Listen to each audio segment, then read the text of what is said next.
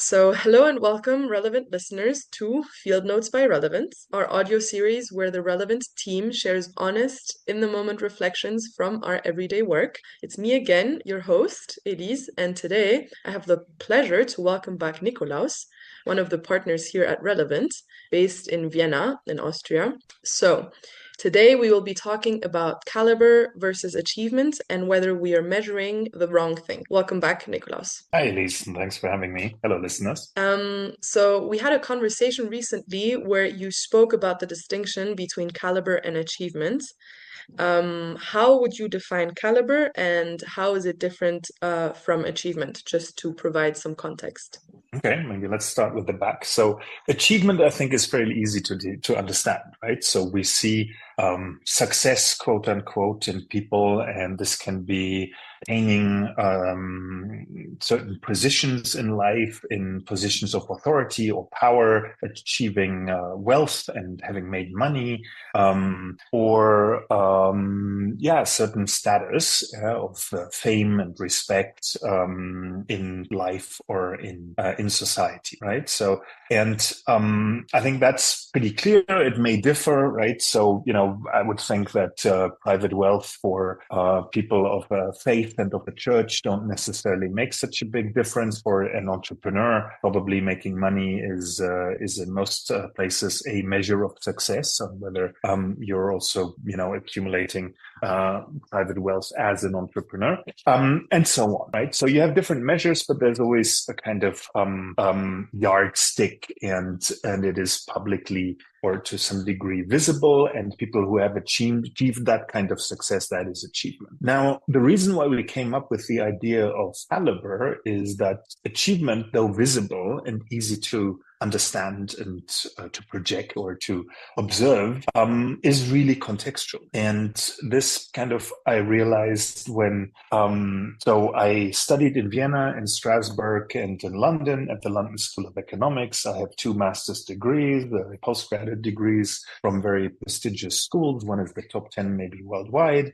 But relative in my family, which comes from an academic background, my father was a university professor, my grandfather was a university professor.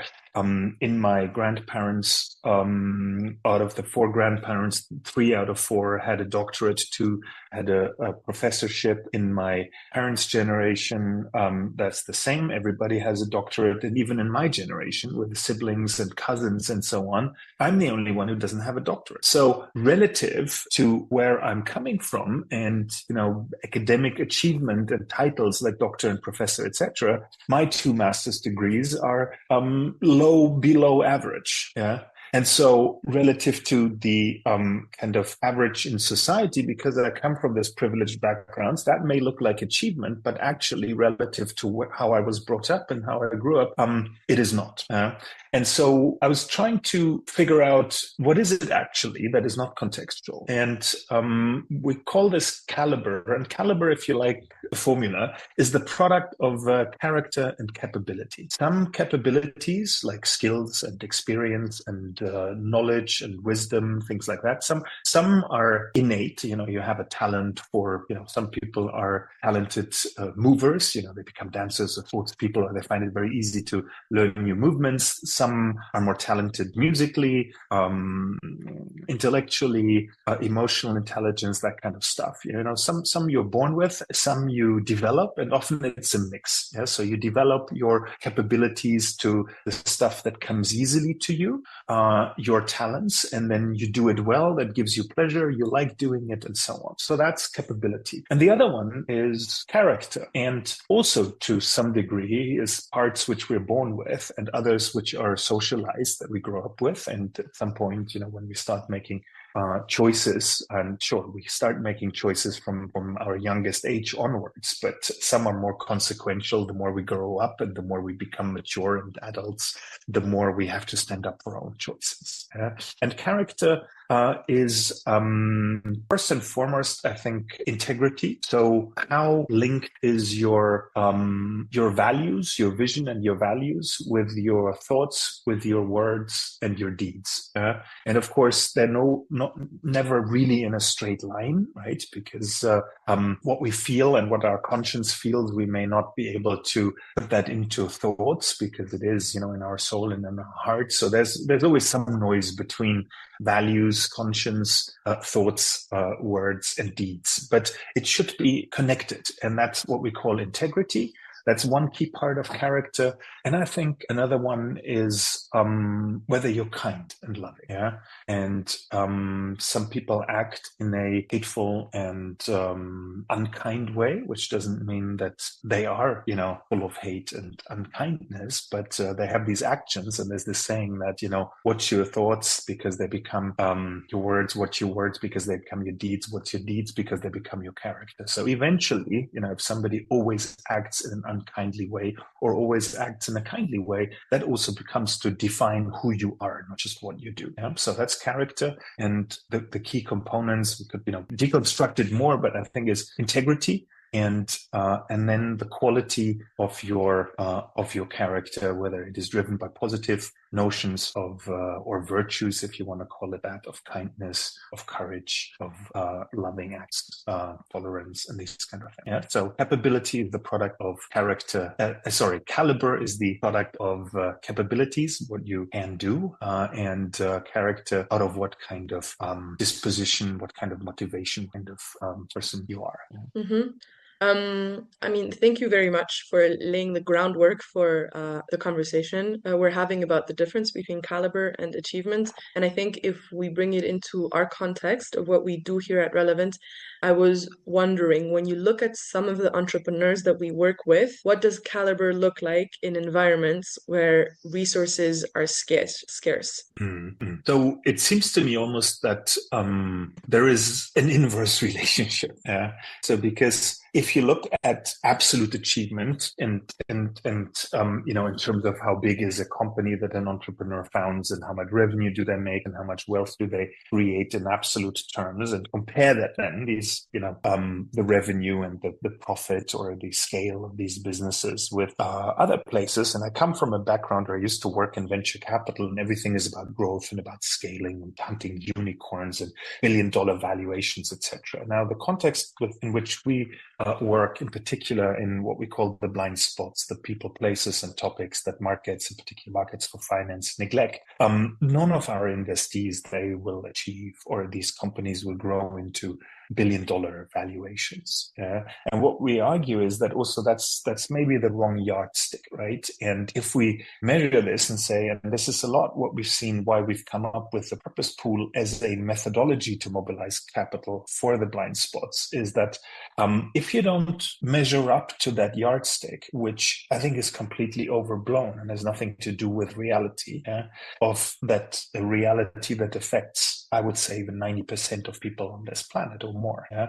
This kind of overblown startup, massive growth, valuations, scaling, narrative, and then 99% of entrepreneurs don't fit that yardstick, and they're underachievers. Whereas in reality, if you look below the surface, they actually are. And then on the other hand, you see a lot of people who are superficially really successful and have a lot of achievement, but there is no correlation to things like character, integrity, and kindness. And I would just argue, without naming any names, just to take these kind of hyperachievers, people who are accumulating hundreds of billions in private wealth and growing companies that have $1 trillion valuations. And in that yardstick, that is a great success. But I would not wish anybody to have any of the tech bros that make the headlines as their father, as their husband, partner,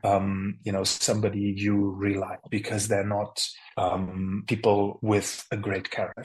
And on the contrary, every single entrepreneur that we work with, I am humbled and impressed and delighted and grateful to meet such people of such great character and integrity and capability, because raising millions in a market that is awash with cash is much less of an achievement than raising tens of thousands of dollars in a place where there is no capital available. And to build a business without any capital available in some of the most difficult circumstances is, I think, a much greater achievement and requires much greater both capability and character. Yeah? Because you could always take moral shortcuts, yeah? But people don't. And I think that needs to be celebrated. And I think we should come up with a better yardstick to measure the integrity, the kindness, the courage, caliber, yeah, of people, rather than look at superficial achievement, in particular if we lay an overblown and unfitting yardstick onto that achievement, quote unquote. Yes, I